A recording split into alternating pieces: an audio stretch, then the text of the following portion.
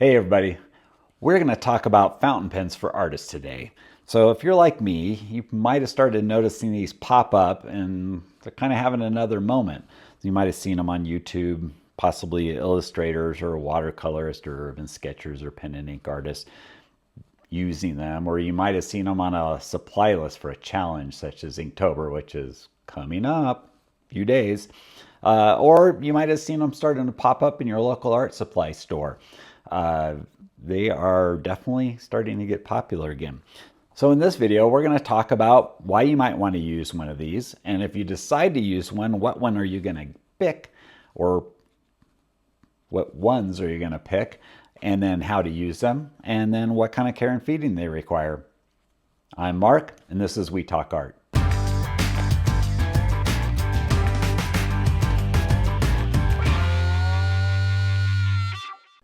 I'm sure you're aware that fountain pens have been around for quite a while.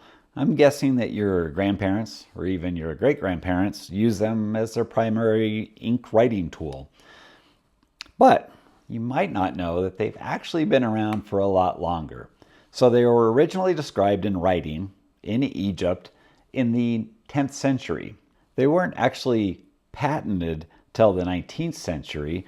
And then they kind of faded out with the advent of more modern pens, such as the ballpoint pen.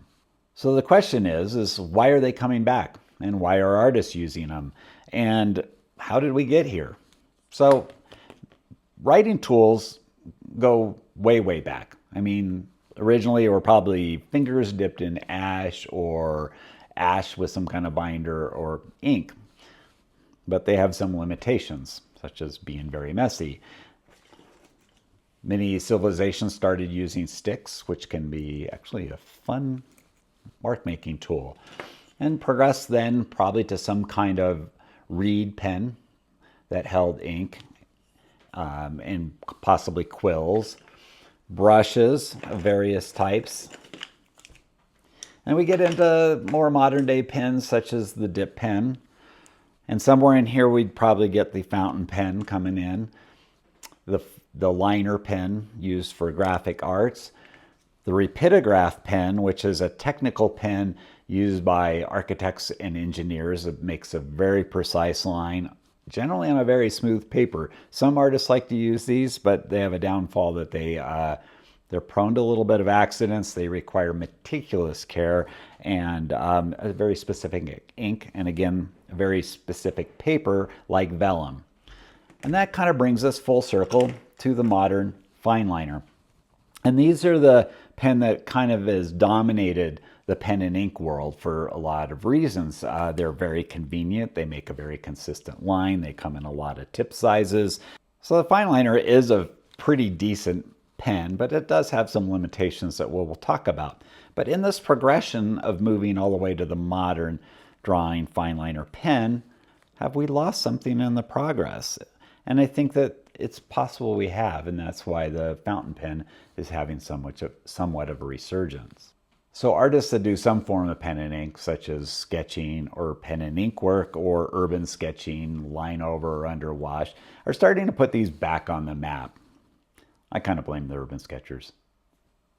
But there are some reasons why. The fountain pen does actually have some benefits over the fine liner. The first of which was that the fine liner is a non-refillable disposable pen, and for the most part, most fountain pens are refillable. There are some exceptions. Several companies do make disposable fountain pens. Copic makes a handful of them. Pilot with their Varsity, and then the Zebra make fountain pens that are disposable, but we're generally not going to talk about these. They are out there and you can use them. The Copic has the advantage that it works with their Copic alcohol markers, so the ink in here should stand up to those alcohol markers.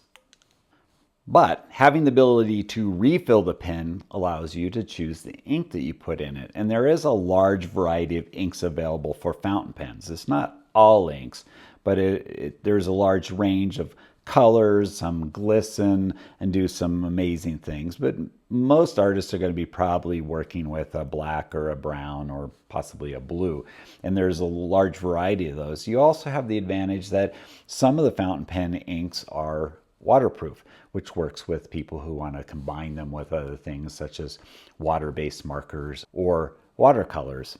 Another advantage is that fountain pens have a large variety of nibs that are available by different manufacturers, and those nibs generally come in different sizes, allowing for a lot of different types of marks, and a single nib can actually make a variety of marks. And then some of the better pens actually have what's considered a flexible nib. Most fountain pens, the nib flexes a little bit, but there's more flexible ones that can create a range of different size lines that can vary as you're making them, making a very expressive line. So from an artistic perspective, they have a lot of advantages over the Micron that makes a very clean, precise line. Another advantage of using a fountain pen is because it is refillable, it will last you a very long time, and having a tool that you use consistently over a long period of time allows you to get to know that tool very well. And so this is an advantage for artists that want to really master a specific tool. So again, this is a tool, if you buy a good one, even if you buy an inexpensive one, they're going to last you a while. And that has a good advantage. You learn the ins and outs of a particular tool. It's not like you buy one of these and you throw it away and buy another one and it's just slightly off or slightly different or so forth. And then one final thing is that because of the construction of the fountain pen, it actually has the ability to provide more ink, so higher ink flow. So most fine liners really control how much ink comes out of them, and that has two disadvantages. One of them, if you go to my big black ink test, you'll see it, is that there's a limit to how much ink they'll put out, and that also kind of controls how dark the ink is on different types of paper. The fountain pen actually generally puts out a lot more ink for a stroke, and this will create a darker line typically with more ink on it, and will also allow for the pen to keep up with much faster movement of the pen on the paper. And we'll talk a little bit more about that. But ink flow is kind of the final thing that I think that fountain pens have over such as the fine liner. So fountain pens can have some downsides. You can actually spend a fair amount of money on a fountain pen. A really nice fountain pen can cost, well, pretty much as you want to spend, thousands of dollars. Typically, those are not pens that are ideal for artists. Most artist pens are fairly affordable. Matter of fact, you can get some fountain pens that are refillable and have a decent quality to them for under $10. So they can be expensive, but they don't have to be. Another aspect of fountain pens is because there's so many of them, if you kind of get excited and into them, you may find yourself having lots of them. So that could be another cost for you. Again, you don't need lots of them. You generally, I find myself, despite having a fair number of them, I tend to gravitate to just a handful. So if you get some recommendations and get 1 or 2 or 5 or 10 fountain pens, you generally are going to be fine. Depending on how you use them, you may want to ink some of them differently. You may need different nib sizes, or you just may like different pens that work in different situations, and that may get you, expanding out what you're going to do. But I think a lot of people are going to end up finding a handful of fountain pens, and those will be the go-to pens that they're going to use. Fountain pens do require some care and feeding. I typically kind of warn people that a fountain pen is probably a little bit more like a brush than it is a fine liner. In a brush, you generally don't leave paint in a brush. You don't just set it down somewhere. You don't plop it in a thing upside down with the bristles down. There's certain things you do to them, and you might need to condition them from time to time. Fountain pens are similar to that. You generally don't want to leave one inked up for months on end, depending on the pen. Some actually handle it very well, some don't. So keeping your pens clean, being cautious not to leave them inked too long, and generally just take care of them is kind of a necessity for a lot of fountain pens. Another thing that's kind of a pro and con fountain pens that I alluded to earlier, but they put down more ink generally when you use them. And that means that the ink doesn't dry quite as fast as like a fine liner. Fine liners typically dry pretty fast, and it's kind of unlikely that you're going to smudge them, although you can do that. But it'll be a lot more likely that you're going to smudge a line on a fountain pen if it doesn't completely dry. And that drying process can be sometimes minutes, but usually it's less than that. But if you're drawing away and you're moving, you'll start seeing ink on your palm, on your hand, and you will possibly move it around. And it's good practice if you're working that you get a piece of paper and use that underneath even your do, or some people have gloves that are specific for that. Fountain pens, just because their construction, the way they work, tend to work better on smoother papers. With that said, you can get in situations where fountain pens will do unexpected things. Release too much ink, or maybe start dry and you can't get them going, so you might need a blotter page to get them going or so forth. So they're not quite as easy or convenient to use as a fine liner. But again, I think that for the most part, the advantages outweigh the disadvantages. And I'm going to say the last thing that I would warn people of with fountain pens is if you're going to travel with them, you might be a little wary of conditions where the atmospheric pressure might change, such as plains or driving over a mountain range like the ones right behind me, the Sierras. I've not had a ton of problems with most of my pens, but I'm usually pretty cautious. And if I'm going to fly especially, I will put my pens into a Ziploc bag, just to make sure that I don't get to my final destination and have my pen bag or my art bag full of fountain pen ink. As we get into this, you should probably understand the various parts of a fountain pen. So a fountain pen has some pretty normal parts for a pen, but you may not be aware of them in a disposable pen. So it is typically going to have some kind of reservoir where the ink goes. Different pens are going to kind of have three different styles of how that reservoir ends up working. This pen, the reservoir is built into the pens, and it is called a converter. Some pens won't have a converter built into it, but may come with one, or you may have to buy one. And so this is a converter here. And the converter is going to allow you to add any kind of ink into the pen that you want. It's typically there's some mechanism that will have a piston that will suck ink in through the nib, which is a little bit of a process, and I'll show you that. Once you've done it a few times, really, really easy. So then there's a body of the pen. And one of the components that you might consider is that whether the cap is they call this posting the cap, and that will create a longer pen that might be more comfortable for bigger hands. A couple of considerations is a lot of people who draw with fountain pens or any pens don't generally hold it in the writing position. They'll hold it farther back on the pen. So a posted cap may give you a little bit farther to hold it back. This creates looser line work that a lot of artists really appreciate. Again, you can just take it off and use it this way, whichever is comfortable. Even holding it farther back, more like a pen, but farther from the tip, again, for more loose work. So the cap itself is also an important aspect. Some companies, such as Platinum, they actually patent their cap because they claim that it holds the ink wet on the nib for much longer. So a good cap will allow you to keep your pen inked up and have it work right away much longer than a bad cap. You'll find some pens that will dry out very easily or leak very easy or so forth. So that's the cap. So different companies make different types of caps that are good. And then inside, one of the critical components, and you can see this in gray, and then it's in this part of the pen here, and then it extends out to this here, and that is referred to as the feed. And you can sometimes see this on disposable pens too. You'll see these little fins in there, and what that does is it allows the ink to come out of the reservoir into the feed and prepare to be used in the pen.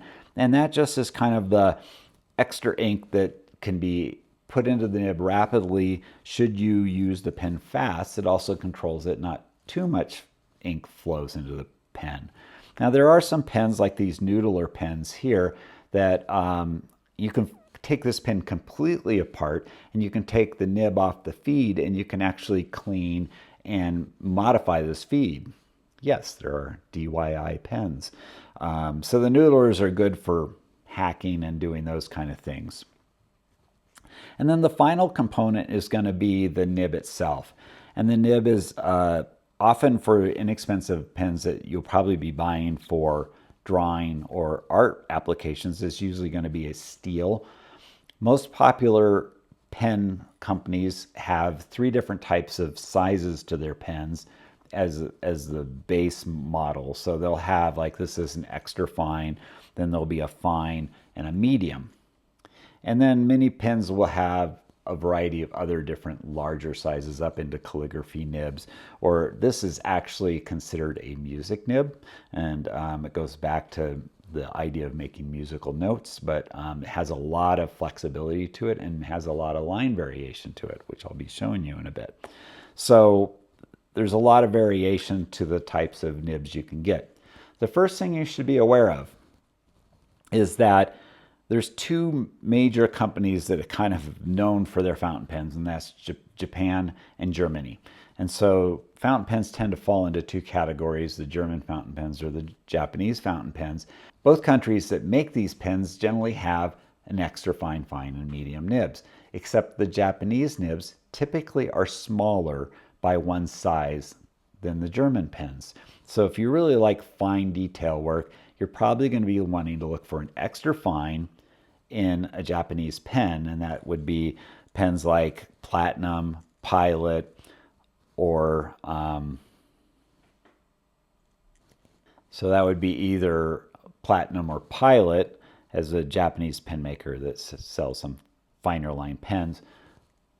Platinum also has a pen that has an ultra extra fine nib on it. It's a little bit of an expensive pen, but if you really want fine line work, you can get that. There are some tricks, though, I'm going to show you for finer line work with these pens. The other note on this is the finer the nib, the harder and smoother your paper should be. You will find that as the nibs get smaller, they're going to get a little bit more scratchy, and that scratchiness can cause your paper to snag, and paper snags with more tooth, such as some watercolor papers, can actually cause ink blots, which aren't very happy things to happen. So you want to make sure that you have the right pen for the right paper. Larger nibs are going to flow over rougher papers as a typical rule. So again, lots of nib possibilities. So the other material that's really popular for pen nibs is going to be gold. They make gold nibs on them, and just because a nib is colored gold, such as this pen, doesn't necessarily mean that it is a gold nib. It could just be colored that way. So if you're looking for a very nice flexible nib, then you may want a gold nib, and some of the gold nibs are actually silvery or steely, so it's deceptive. Gold is flexible, and so it flexes really nicely, and it's a preferred pen for people who do calligraphy and like an expressive line for drawing. The problem is you get into gold nibs and they get pricey, $200 or more as a typical rule. So that's something to keep in mind. There are a few companies that make some really nice flexible nibs. Platinum makes a really nice flexible nib pen that I don't own, and Pilot also makes a really nice flexible nib pen that I don't own because they cost $200, even though I have a handful of pens that are fairly pricey. I don't have those. But there are something to recommend if you like that. But keep in mind that a lot of these other steel nib pens have some flex to them and will give you somewhat of an expressive line. It's one of the advantages of a fountain pen. So as I alluded to earlier, there are quite a few different fountain pen inks that you can use in fountain pens. And some of the popular companies is Platinum makes a variety. One notable one that's really popular with artists is the Platinum Carbon ink. And this is a fairly black ink that is also waterproof on most papers. And so if you're going to combine this with any water media markers, water-based markers, this would be a good ink to use. It is fairly black. They also make the Chowcuro, which is a $16 bottle of ink, but it is very black. Again, if you want to look at the big black ink test that I did, you'll see that this was a really nice, lovely ink. Some of the other manufacturers, such as Lamy, make some really nice inks. This is a Lamy black ink. I think it's called Obsidian, and it is not waterproof. The Lamy black inks aren't, but they have some advantages to that themselves. The other line that I don't have the ink sitting out for are Noodler. I love the Noodler bulletproof black ink. It is just, it's a matte finish, really lovely ink. I've used it for a lot of drawings, like it a lot. It is not an ink you leave in your pen for very long. It is waterproof on wood pulp based papers. It is not waterproof or very waterproof on cotton papers. So that's a consideration, but it is a gorgeous ink. It's highly pigmented and very black and matte finish. Lovely. And Noodlers makes a lot of variety of other inks and huge number of colors. A lot of them are very popular. So again, the critical thing here is you have to put fountain pen ink in a fountain pen. If you put any other kind of ink into your fountain pen, such as indie inks, acrylic inks, or mini drawing pen inks, they may end up clogging your pen permanently. There's two things you have to watch out for. Is most inks have some kind of binder that dries completely waterproof and insoluble. And then also some inks have pigment sizes that are too large to really go through the feeds and the kind of nibs the fountain pens have. So you definitely want to make sure you're putting fountain pen inks into your fountain pens. That's if you take anything away from this, that's the most important topic. So a few inks that you do not want to put into a fountain pen are any kind of indie inks, such as the Higgins indie ink. This is another Higgins indie ink. This very well used Speedball black indie ink. These are not good for fountain pens. They have generally shellac as their binder or some similar product that will dry waterproof and permanent and clog your pen forever. The FNW acrylic inks, there's a few companies that make this, Golden High Flow, etc. They're basically an ink that has an acrylic binder. Those will not work in your fountain pen. Winsor Newton drawing inks, I do not know what the binder is, but if this says, for instance, black India ink, again, India ink is a shellac based traditionally, but it may have other binders that again are not compatible with your fountain pen. And then Sumi inks. Sumi inks typically, historically, were probably a lamp black or a fire soot, high pigmented, and have a binder that will not be real compatible with your fountain pens. But with that said, there is a large variety of inks that will work with your fountain pen. And then some final things is that, again, you can get fountain pens from as under $10. The Platinum Preppy, one advantage of this pen is that it takes a cartridge, and they actually put this ink in a cartridge. They're carbon black ink, and this black ink can go into this less than $10 fountain pen that comes in extra fine, fine, and medium, which they call it the 02, 03, and 05. 02 being the extra fine, 03 being the fine, and the 05 is the medium. These are great pens. I actually find myself drawing with these almost more than any of the other pens because I have these cartridges in them. They have a really good cap that keeps them from drying out, and they're almost my go-to because I can just grab one and start drawing with it, and it works.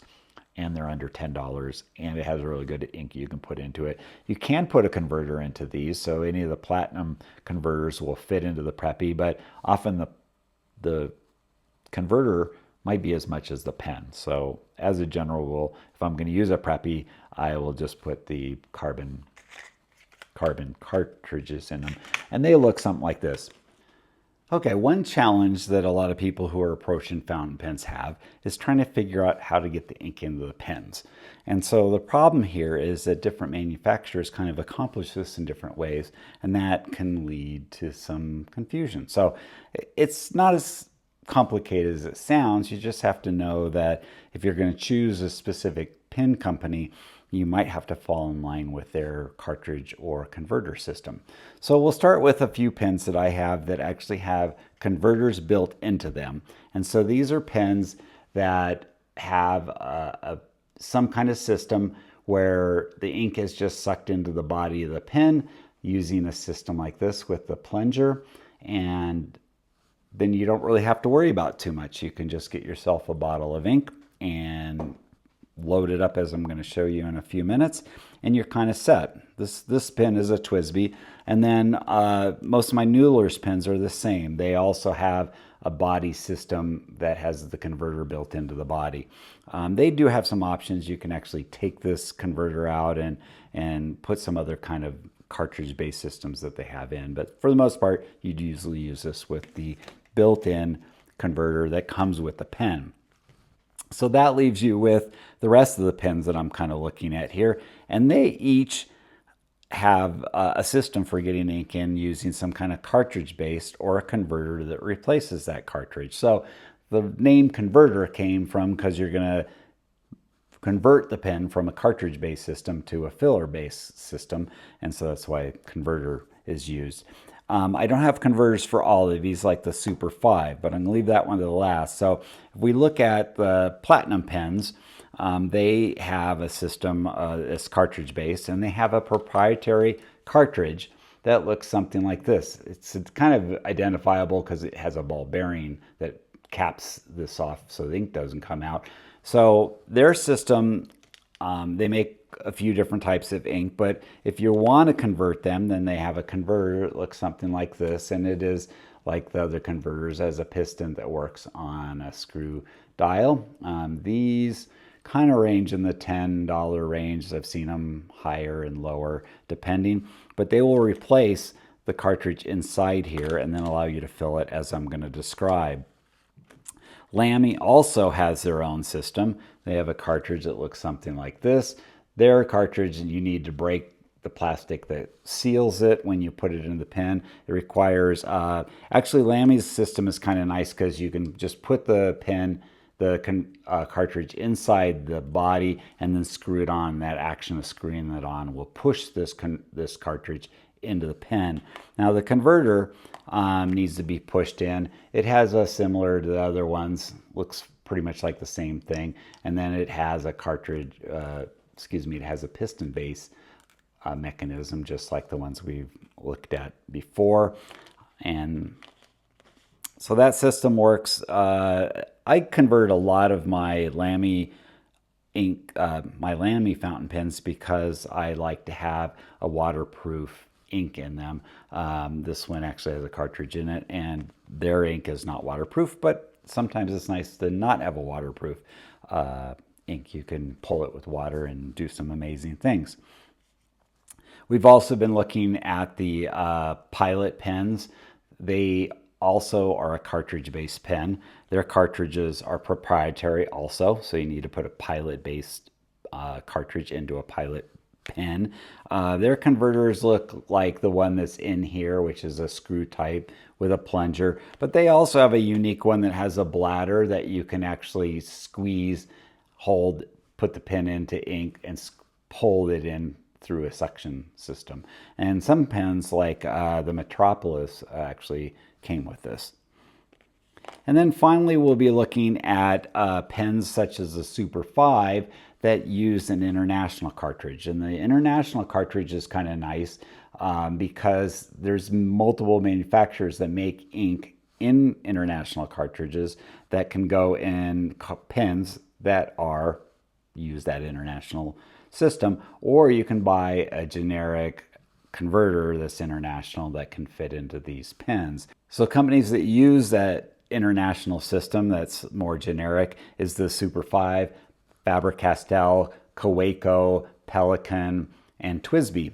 So, and there's a few other ones that may fall into that category too. So if you're finding pens that use that system, it gives you the opportunity to buy one type of cartridge that will go into all those pens. Unfortunately, though, that group of pens isn't always the most popular with artists. Again, and I'll talk about my favorites in a few minutes, but that is a nice system to have. Okay, to give you an idea of what's involved into inking a fountain pen, we're gonna take this Pilot Kakuno and we're gonna put a converter into it and we're gonna fill it with ink. So normally what you would do is you would use a cartridge base. This is an empty Pilot cartridge, but this would be full of ink. And normally what you do is you'd open the pen, take the body off, and then slide the cartridge in, and inside there's a device that would pierce the inside of this ink cartridge, allowing the ink to flow into the feed and then into the nib of the pen. But in this case, what we're going to do is we're going to take a converter that Pilot makes. It does not come with this pen. This pen's only a $10 pen, and so the converter is sold separately. They're generally not terribly expensive. This will slide in place of the ink cartridge, and then different ones have different things. This has a spinny, Lami's a spin, and then the Noodler pens typically have a slide plunger that plunges in and out like this, but a lot of other companies have a plunger that's going to spin to be able to accomplish the same thing. And so in the case of the Pilot, it has a spinny one, and you can see as I twist it, it's going to push the plunger down. And so I'll usually push the plunger down in the initial position so that when I pull it up, I'm sucking ink up. And you may have to do this a few times to get a full load of ink. The other thing is that bottled ink like this may in fact be a little challenging to get the pen in and see the ink and so forth. So a company called Ink Miser sells this little pen filling tool that allows you to put ink into that and be able to see the ink and pull it in. And it'll work even in the case of your bottle ink being kind of low. So the idea you're trying to do is get the ink above the nib when you put it into the bottle or the Ink Miser, and then it sucks it in from there. So if your ink bottle is empty or near empty, and it's really hard to get that last bit of ink, and that's where the Ink Miser comes in. But I'll use it in this case to be a little bit more illustrative. Be on a surface that you are not going to care if you get a little ink on, and make sure you have paper towels ready. This is the part that I always forget. So ink doesn't always pour out of these lovely, but look at that. Did it okay. So I have my load of ink there. And then I have my pen, and I'm going to put it down to the point that the nib is completely covered. And then I am going to spin this up, and you can see that it sucks a little bit of ink in there. And then I'm going to push it back down, pull it back up again to get a little bit more of a fill, and I'm going to push it back down one more time and then pull it up. And I still, in this converter, did not get a full fill, but sometimes different converters work differently. It may be that I have to turn the pen upside down, but keep in mind that you have to be a little careful. If you push this out, this may squirt ink out. So the paper towels are the thing that's an important step. Is you want to wipe this off really well prior to using it or putting it away so that it's just not all covered in ink. And then you want to put the body back on and then put the cap back on. So now you have the ink that's fully done, and I only got a little bit of ink on a finger, so I did very good that time. I'm going to move this out of the way. I might fill up a few more pens, take my top off, and this should work right away. Now, if you're working with cartridges such as these, they sometimes can take 30 seconds for the ink to flow out through the pen, so don't get too anxious. What you do is you put the cartridge in and then set the pen on its end like that in a cup or in some way that it will stay in an upright position, which this one's not going to do it for me, but that will allow the ink from the cartridge to flow into the pen. So if you fill it this way, it's going to start flowing right away. So one advantage of using a converter in this way, it's ready to use. And so doing this again, I'm going to put this is again still the carbon black, and this time I'm going to fill a Noodler Ahab, and it has the up and down plunger rather than the spinny plunger. Again, you're going to put it down so the nib's completely submerged in the ink, and then you're going to pull this up, and then you push it back down and then pull it up again. And because of the way they have their converter designed, that tends to work a little bit better and gets a fuller load. But again, you're going to need to clean off this base part of the pen. And we'll put the body cap back on. And we're going to put the cap back on. So I have a few pens all linked up, and I still have some ink in there. So not too bad of a mess. Your mileage may vary. It takes a little bit of practice to do this. Now, a couple things that I want to show you as this last little bit is I kind of talked about different pen sizes. So I have a huge number of pens here. This one, the pens are generally identified on the nib itself. I don't know if we're going to be able to see this, but right on the nib, you'll see an EF there if I get the light right. And that says that this is an extra fine. The Noodlers don't, because they're a special music nib. You buy the pen with the right nib that you're after in it. Okay, so this Pilot is a medium, and again, I'm not sure if we're going to get the light on that right, but you might see a little M right at the top there that designates that as a medium. So we'll look at these two pens on the extra fine. So I'm missing the fine in this line of the Pilot, Kakuno, but you can see if I make a mark here that with this extra fine, it's a fairly fine line. Now, one of the tricks with fountain pens is you can actually, the drawing way is with the nib this way, but you can actually flip it over with the feed up, and a lot of pens will give you a different mark, and you can see that it's dramatically smaller with the pen upside down. Now, most pens are going to be a little bit more scratchy with the nib upside down like that, but it makes a very small line. And so that can be a good trick. But again, it's going to be a smoother draw with the line, with the pen in the proper position. Now, if I take the medium, we should see a pretty substantial difference here. So this is a much thicker line. It too will go smaller if I turn it over. Not quite as fine as that line, but fairly fine. So you can get a lot of variation. Another thing about most fountain pens is that you can make a line, and then you can actually make another line by pressing down. And you can see how much thicker that line is when I put force in it. And that's the flexibility of that nib. This is a pretty nice nib. It flexes a lot. Some fountain pens don't flex nearly as much as this. The Platinum Preppy, this is the fine, the 03 and the Platinum Preppy. So it creates a pretty nice line that's in between these.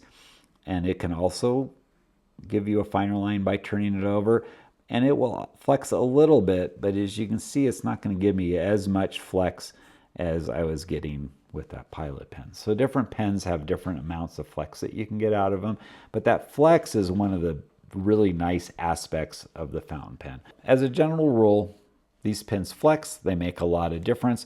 And then the final pen I'll show you is this Ahab, and this is a real special pen. Again, it's considered a music nib, and it will make a thicker line somewhere between the medium and the extra fine and the other pens, but it has the ability to flex a tremendous amount, making extremely thick lines depending on how hard you push down on it and the flexibility. And one nice thing is you can start with a fine line and get it to be real thick and then get it to be thin again.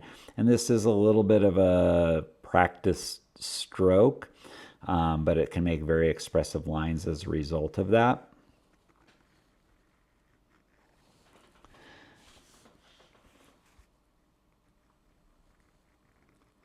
And then you can do some fun things where if you're making line work, you can kind of do these various lines that kind of fit together different ways and can be kind of fun. And that's the advantage of a flexible nib, and that's what you're getting from fountain pens opposed to fine liners that have a very sterile, consistent line. Again, both have their place and both have their advantage.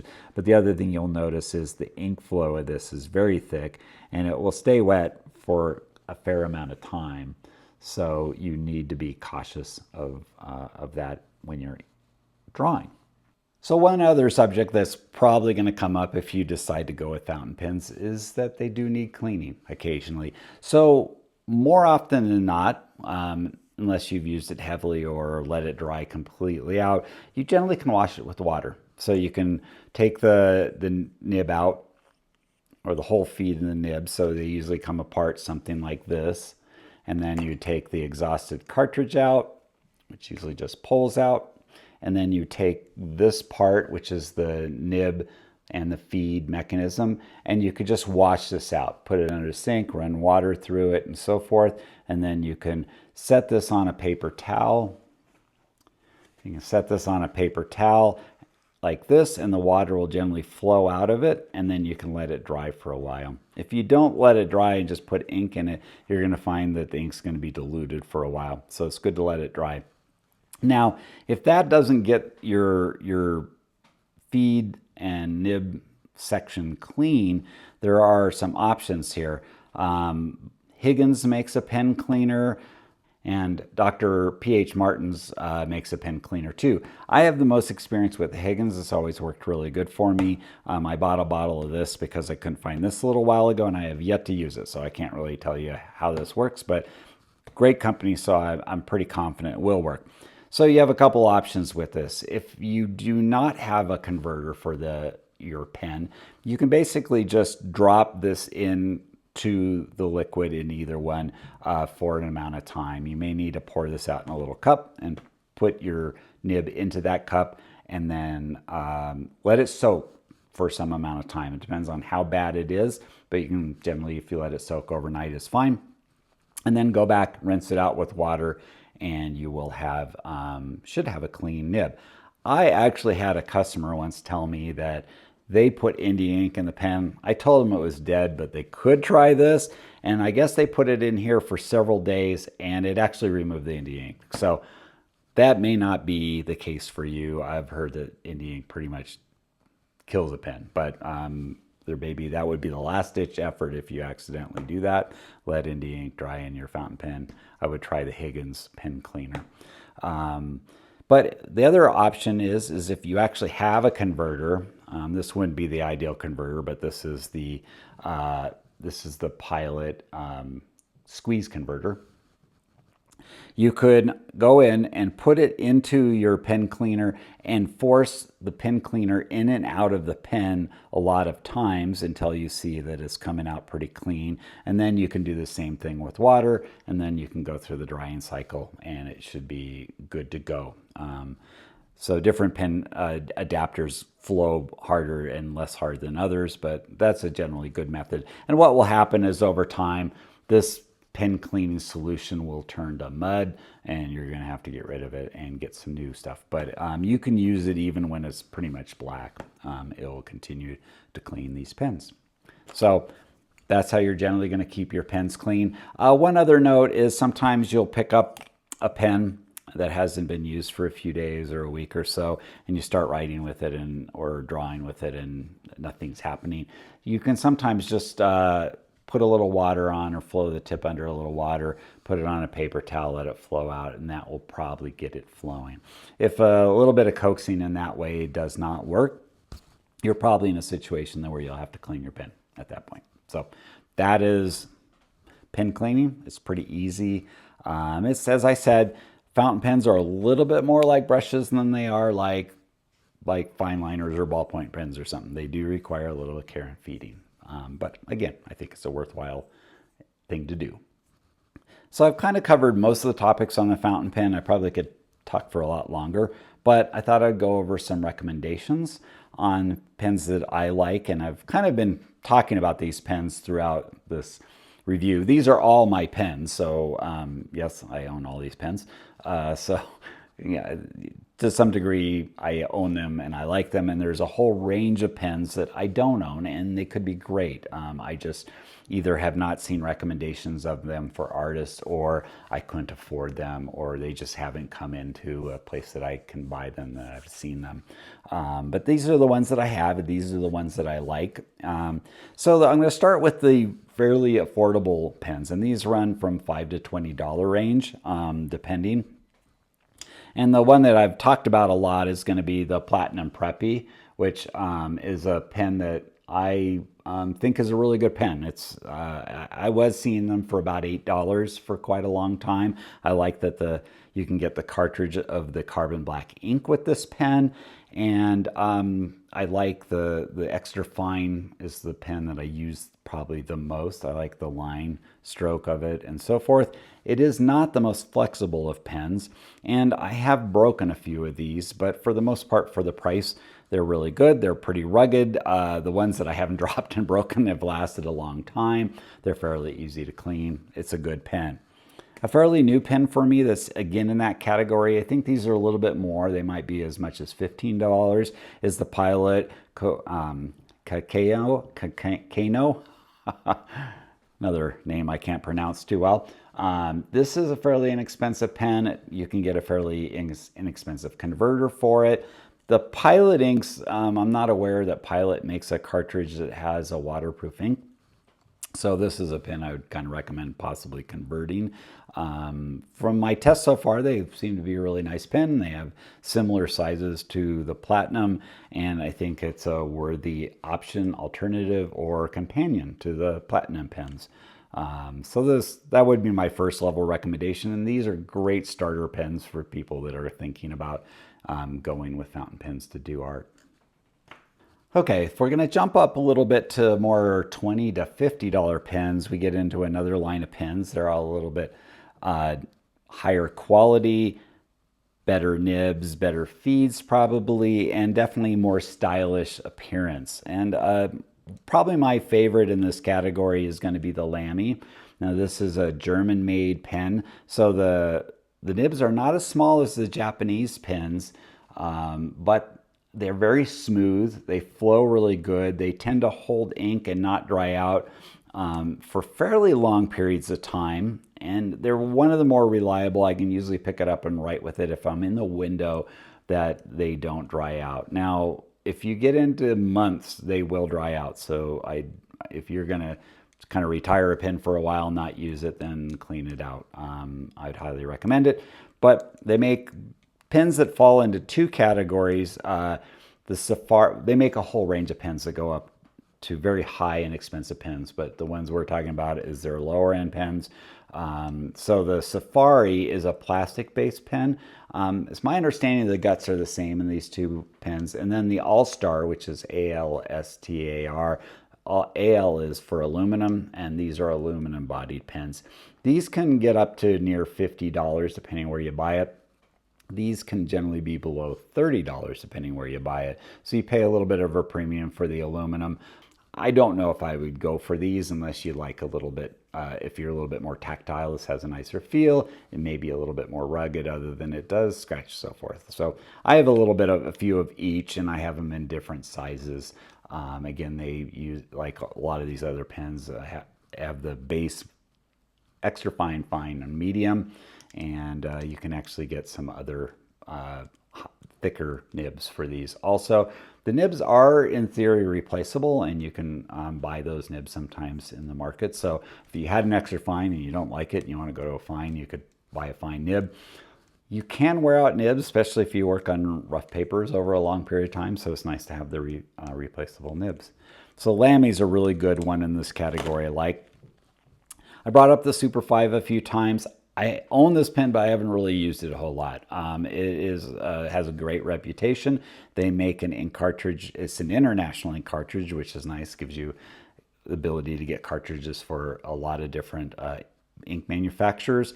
And the Super 5 Black has a waterproof version. So again, not tested, but it's a nice feeling, heavy-bodied, good pen, and I think that would be good. Another pen that gets a lot of interest online, you can kind of see this pen. I haven't even inked this pen. It's a TWSBI Eco, and it's highly recommended. The body is a converter, so you can just go ahead and throw ink in this thing and go. A lot of people like it. I bought one. Someday I'll test it, and maybe I'll talk about it on this channel. I'm going to skip this one to the end. This is a higher end platinum pen, and it's referred to as the Plaisir. And it is kind of an upgrade to the Preppies. So if you, I believe it's a similar or the same nib. The overall feel of the pen and so forth is much higher quality. It's aluminum, and you may just want to spend the extra money. These aren't terribly, I don't think they're a lot more money. Matter of fact, they may be under the $20 price point. So if you like something that's aluminum, nicer, and you want to have a nicer pen, and you like the Preppy, this might be the next step up for you. You can put a converter in it, and it does take the cartridges. The carbon black ink in cartridges will go into that well. Another pen I haven't used a lot, but I have to admit it has a really nice, has a nice weight to it, a nice look to it. It's a fairly nice pen all around. And this is a Pilot Metropolis. And it's a really nice pen, and it's not terribly expensive. My memory is it might be around somewhere in the $30 to $40 range. It's going to take Pilot cartridges or Pilot converters. It did come with a converter, that little squeeze converter that I showed you. So it is a fairly nice pen. This is definitely another pen I'd recommend, although I haven't used it a lot. I can't tell you its characteristics as far as flex and so forth, but it would be one to keep on your radar if you're in a pen shop and you want to test one out. The final pen is a little unique in this category, this medium price category. This is a Sailor Fude nib pen. And so the Fude nib is, it looks like the tip of it looks broken. It looks like someone dropped a fountain pen. But what happens is you can create a huge range of line variations. You can actually do it upside down, you can do it regular, and depending on how you tip it, you can get very, very thick lines. Fude is short for Japanese brush, basically, and so it's trying to emulate kind of a brush with a nib like this. It was really originally designed for calligraphy, but a lot of urban sketchers and people love this pen because they can create such a variation in line. Sailor is one of the ones that uses international cartridges or international converter. I think I might have a converter in this one. It's a pen that I use. Yeah, so I have a converter. It looks awfully clean. I'm not sure I've actually used this one, but I've used other Fude nibs. But this one's popular because it's fairly affordable, and it would be one to consider if you like a lot of variation and really like to play and experiment. That would be a great one to try. Okay, a pen that I nearly forgot in this category is the Noodler Ahab. This is kind of an unusual pen. It usually can get had for around $30, maybe a little less, maybe a little bit more. I really enjoy this pen a lot. This is probably, when I say that fountain pens are more like brushes than pens, this is definitely one of those kind of pens. It takes a little bit more care and feeding and keeping after, especially if you use the Noodler black ink. Which I like a lot, but it's not an ink that you can leave in a pen for very long. So I wouldn't leave that Noodler's black ink in this Noodler pen for more than a week or two. You'll just end up with a cleaning process, which both these pens are going to be for me. The really cool thing about this pen is the super flexible nib, which I showed you earlier. It has a great deal of flexibility. It's usually pretty quick to learn and control. And so this would be a great entry level, really flexible nib. It is steel. It's not one of the gold ones, but at the price of $30, it's really good. And it has the converters built in that holds a tremendous amount of ink. So again, for an artist, this is a really good fountain pen. And so finally, we're going to get into the higher end category of pens here. These are pens that are approaching, they're usually, they're just the top end of the other. They generally can fall $40 to $100 depending on how you do it. Kaweco is a pen line that I like a lot. It is German also, and they make this small sports series in various metals. I think this one was bronze, but they make copper and steel and a few other ones. One of the reasons I like this, you can see it's a little worn and patinaed. I actually carried this in my pocket for quite a while. It never leaked. It almost always worked every time I pulled it out to use it. And it has a pretty nice nib. So I think for urban sketching and so forth, it's small enough and cool enough that it's easy to put into a pen bag and have with you all the time. They're going to have the extra fine medium that the other ones have. And it's German, so it'll be slightly larger. But a very nice pen. I think that some of them can get pretty expensive. But they make some plastic ones that are fairly inexpensive. International cartridge, although the small ones, if you're going to convert them, you need a special converter for the sport. If you get some of the other Kawecos, they'll take a standard international converter. And then this brings me to a unique set of pens. Etcher Labs, which is an Australian company, makes a set of fountain pens that are pretty classy looking, and one is an extra fine and the other one is a fine. They have the converters built into them, into the body, and you basically pull this up and that then activates this plunger that will allow you to load or unload this pen. I enjoy these a lot. I think they had a tendency to dry out. I wasn't using them often enough, but they are a really nice pen. So this kind of clear one is the fine, and then this opaque one is the extra fine in this line. And it's again, it's something that's going to be on the nib itself. You'll see an EF on there, hopefully. They have little windows in them, so you can actually see if the ink or the level of ink you have in them. Fairly unique. They're really nice to write with. They have a little bit of a scratchiness to them, as a lot of extra fine nibs will have.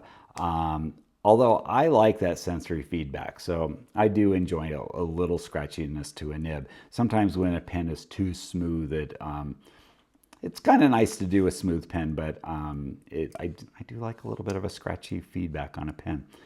So that's kind of a range of pens. There are two pens that I had mentioned during this talk that I do not own. I would like to own them someday. They are both a gold nib pens, so they have a high level of flexibility. The Platinum makes their 3776, and they make that in an ultra extra fine. They also make extra fine, and medium in that, but I'm kind of drilling over the ultra extra fine because it's a very fine nib, and for my kind of style that I like to draw in, I usually gravitate to finer lines. So I usually keep a medium around or a fine to kind of create some line variation in some cases, but most of my line work is going to be the extra fine, and so I'm looking forward to trying it ultra extra fine. The other thing is with the gold nibs, they flex a lot more, so I should be able to get a lot of flex out of that. I haven't even tried this pen, so it may not be good, but it is recommended. People talk about it a lot, and it's definitely a desired pen within the art community. The other desired pen in the art community is a Pilot Falcon, and that also has a gold nib, and that will have an extra fine, and medium. Again, Japanese, so it'll be the smaller line sizes, not as small as the extra fine, but in that category too. So if you find those two and you can get one and afford one, that might be something you might want to try. Definitely test it out in a shop if you have the opportunity. They are going to be running between $200 and $300. So gold's getting expensive. I'd imagine with tariffs and gold prices that may not stay at that. So if you get an opportunity, I might grab that. So in summary, fountain pens I think are really a good option for drawing. I think they give a really classic look. I think they're more distinctive in their line quality than a Micron, although they require a lot more care and feeding. If you like a really consistent line, maybe you do illustrative work for the most part, or you like a very illustrative style, you may find the fine liners better. But if you want a more expressive line, you want to be able to choose your ink, you want to get a higher flow rate from the pen, you want They have the ability to vary your strokes and just get darker ink on the paper. I think that you'll find that fountain pens are a cool way to go. As I said, there's a list of cautionary tales there. You definitely have to care for these pens a little bit more, and they require cleaning and filling and some things like that. But they'll last you a long time for the most part, as long as you don't drop them. And even some of these nicer ones, if you drop them, they're going to handle that. So I hope you enjoyed this. If you are using any fountain pens, have preferences, have any comments or questions, please leave them in the comments below. Also, if you can give me a thumbs up, and if you like this content, subscribe so you can get future videos by me. That helps us out a whole lot. And I'm going to post 2 additional videos here and here if you want to see more videos by me. If not, go make some art.